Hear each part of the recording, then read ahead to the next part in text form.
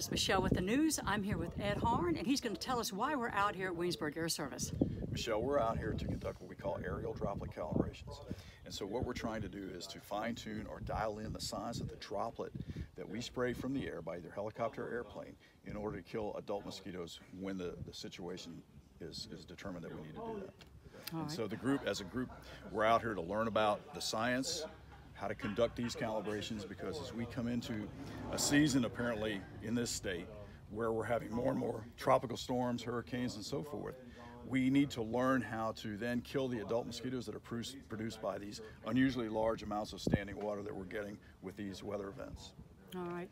And how many people are attending, and where are they from? We have roughly 70, and they're from all across the state, as far south as Beaufort. We have some folks from the upstate, from the Midlands. Of course, we're from Charleston. We have folks here from Florence.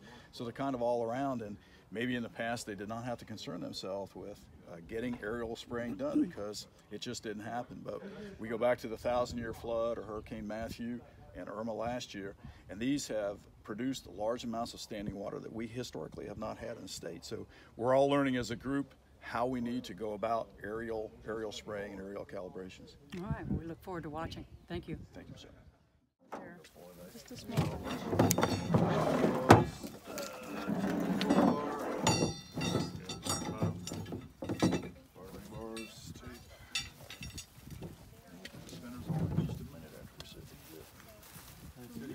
Good, how are you?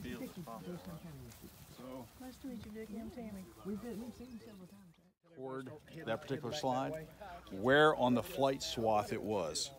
So we always, for example, this is always spinner number 1. Down at the end is spinner number 5, and that's every time we put a slide in there, in this particular spinner unit, it's going to be a 1. That way, across the swath, we know where that slide was, and we know what kind of droplets we're picking up in that particular swath, okay?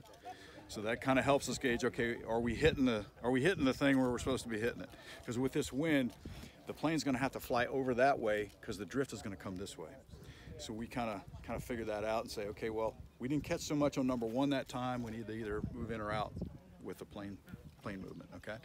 So it's just one of the things you do.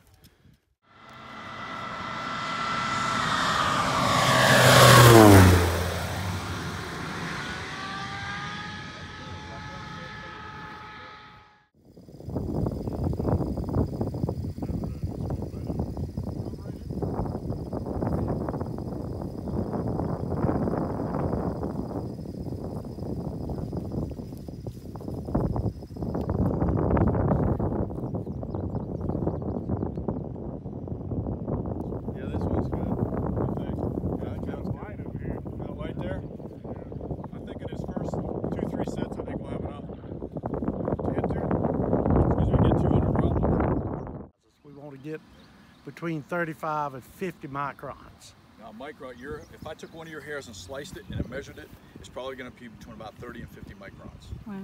So just as a size comparison. Okay. But we have bigger, if the drops are too big, like Guy says, if it drops at 100 microns, it's like bowling ball stuff. They just go, and they don't drift. And we want some drift after the product applies. If the drops are too small, they take off all into the atmosphere and they don't kill anything. So wow. We're looking for a slot that's pretty narrow, microscopically. Okay. We just finished calibrating the drop vision scope.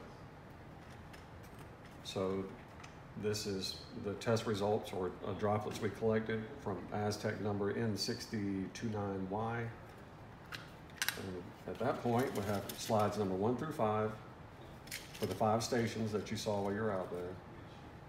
And we make sure we've got it front side up so you don't smear. The droplets are all on this surface, so obviously you wouldn't want to turn it over and get it all over the scope. From that point, we can slide it in there and see if I can focus for you here what's going on.